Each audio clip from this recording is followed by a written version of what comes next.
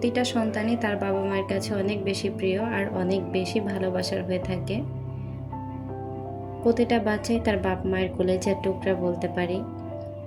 তাদেরকে ছাড়া যেন আমাদের দিনটা শুরুই হয় না, তাদেরকে ছাড়া আমরা কখনো কিছু ভাবতেই পারি না। যার চায় সেই কিন্তু বুঝে। আমি আপনি কিন্তু জাস্ট কাছে থেকে বলবো আহারে কত কষ্ট হচ্ছে ওনার, কিন্তু যার হচ্ছে সেই কিন্তু বুঝতে পারবে তার কতটা কষ্ট হচ্ছে।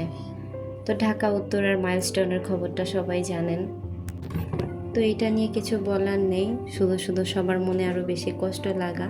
আমি যখন ভিডিওটা দেখেছিলাম কাল, প্রথম ভিডিওটা আমি দেখি 1:30টার দিকে, তো তখন হুট করে আমার বান্ধবীর একটা পোস্টে দেখলাম। ওর পোস্টে দেখে ভাবলাম যে হয়তো ওর ফ্যামিলিতে কারো কিছু হয়েছে। তো তখন আমি স্ক্রল করছিলাম ফেসবুকে, দেখলাম যে মানে শুধু ওই নিউজ আর নিউজ, আর কোনো নিউজ নেই। নিউজ ফিডে শুধু এটাই চলতেছে, মানুষ যে এতটা আহত হয়েছে, ছোট ছোট বাচ্চারা, আবার আছে অনেক টিচাররা ছিল, কোনো মানুষই কিন্তু এখান থেকে রেহাই পায়নি। কি বলবো, এটা কার দোষ, কার ভুল, কার কি, এটা তো আর জানি না। এখন আল্লাহ মালিক ভালো জানে। আল্লাহ যা করে অবশ্যই বান্দার ভালোর জন্য করে। কিন্তু এই যে বাচ্চাগুলোর জান চলে গেল, এতগুলো বাচ্চা অসুস্থ হয়ে পড়েছে, কিছু কিছু বাচ্চার খোঁজ খবর জানা যায়নি, এখনো পর্যন্ত তাদেরকে খোঁজা হচ্ছে। তো আল্লাহর কাছে একটা কথাই বললি, আল্লাহ তুমি সেই সকল মা বাবাকে একটু শক্তি দাও, তাদেরকে একটু ধৈর্য ক্ষমতা দাও, তাদেরকে একটু নিজের মতো করে গুছিয়ে নিতে দাও। যার সন্তানটা যাচ্ছে, যার বুকটা খালি হচ্ছে, সেই শুধু বুঝতে পারতেছে তার মধ্যে কি চলতেছে। একটা আন্টির ভিডিও দেখলাম, সামনে চলে আসছে। তো আন্টিটা খুব কান্নাকাটি করতেছিল আর বলতেছিল, বাবা আমি তোমাকে কত জায়গায় যে খুঁজছি, কতজনকে জিজ্ঞেস করছি, সেটা বলে বোঝাতে পারবো না। আমি তোমার ছবি দেখিয়েছি যে তোমাকে কেউ দেখছে কিনা, আমি খুব কান্নাকাটি করছিলাম। যখন ভিডিওটা দেখতেছিলাম সাথে আবার ব্যাকগ্রাউন্ড মিউজিক বাজতেছিল, এত বেশি খারাপ লাগতেছিল, চোখের পানি আর ধরে রাখতে পারিনি, এতটা খারাপ একটা অবস্থা চলতেছে। তো সবার জন্য দোয়া করি, আল্লাহ সবাইকে সুস্থ রাখুক, সবাইকে ভালো রাখুক।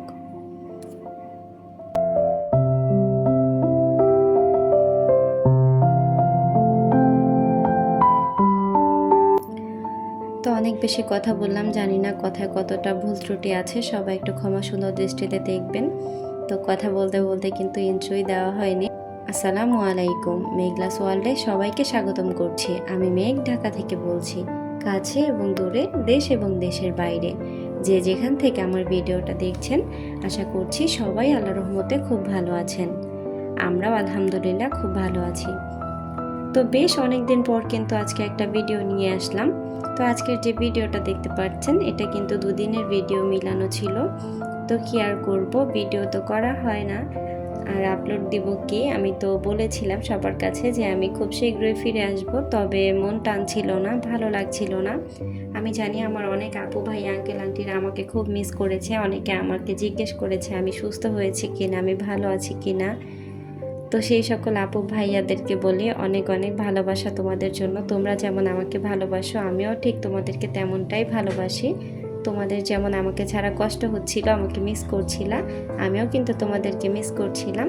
তো এই যে ভিডিও করি, আমার কাছে মনে হয় আমি যখন কাজগুলো করছি আপনারা আমাকে দেখছেন, আমার কথাগুলো শুনতে পাচ্ছেন, তো এই কারণে কিন্তু বেশি ভালো লাগে। আর এই যে যতদিন গ্যাপ ছিল ততদিন কিন্তু ভিডিও হয়নি, তখন মনে হয়েছিল যে আমার কাজগুলো, আমার কথাগুলো কেউ শুনছে না, আমি কার সাথে গল্প করব। আমি কিন্তু আমার ভিডিও ধারে আপনাদের সাথে অনেকগুলো করে গল্প করে নিই। তো সব সময় মতো কিন্তু আমি আপনাদেরকে খুব বেশি মিস করছিলাম।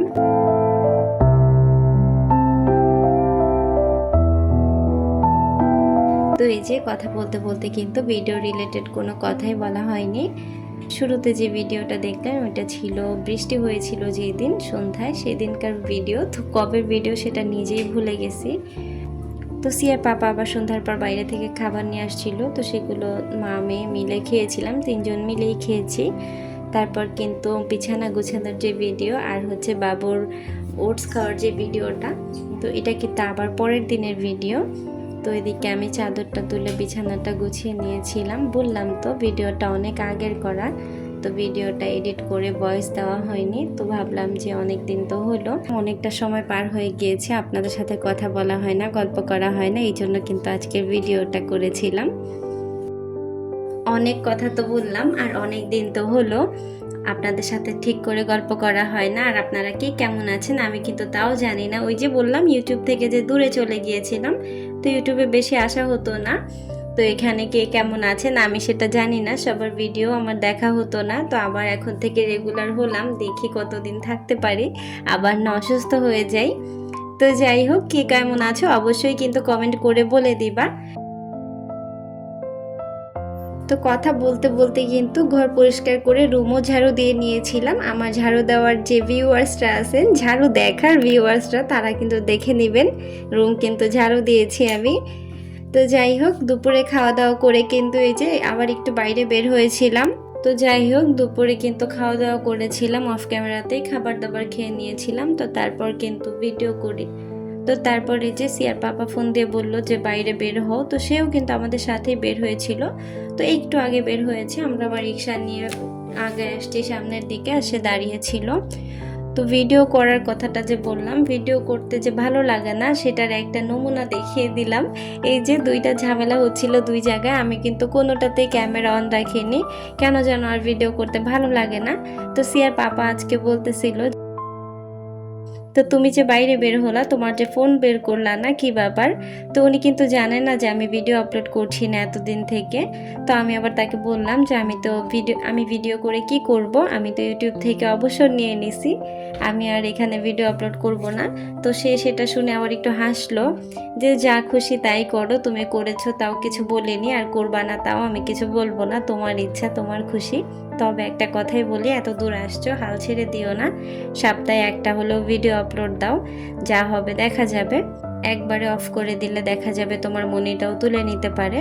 তো সেটা না করে তুমি সপ্তাহে একটা করে ভিডিও দিলেও দিতে পারো, তাহলে তোমার চ্যানেলটা রেগুলার থাকবে। তো আজকে কিন্তু এমনি বের হয়েছিল, সিয়াকে নিয়ে একটু পার্কের মাঠে গিয়েছিল, ও সেখানে খেলেছে, সেখানে আর কোনো ভিডিও করা হয়নি। তারপর বলল যে আসো তোমাকে আল মাহবুবের শর্মা খাওয়াই, ওইটা অনেক মজা হয়, খেতে ভালো লাগবে। তো তারপর কিন্তু খেয়েছিলাম, আর একটু সাথে গরম গরম চা ছিল। খাওয়ার পরে চাটা খেয়ে বের হয়ে গিয়েছিলাম। তো আমার আজকের ভিডিওটা যারা প্রথম দেখছেন, আমার ভিডিও বা কথা কাজে যদি কোনো অংশ আপনার কাছে ভালো লেগে যায়, আপনি চাইলে আমার চ্যানেলটাকে সাবস্ক্রাইব করে নিতে পারেন, আর পাশে থাকা বেল আইকনটা প্রেস করে দিতে পারেন।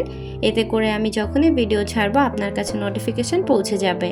আর আপনি যদি চান, আপনার সময় এবং সুযোগ মতো আমার ভিডিওটা দেখে নিতে পারবেন।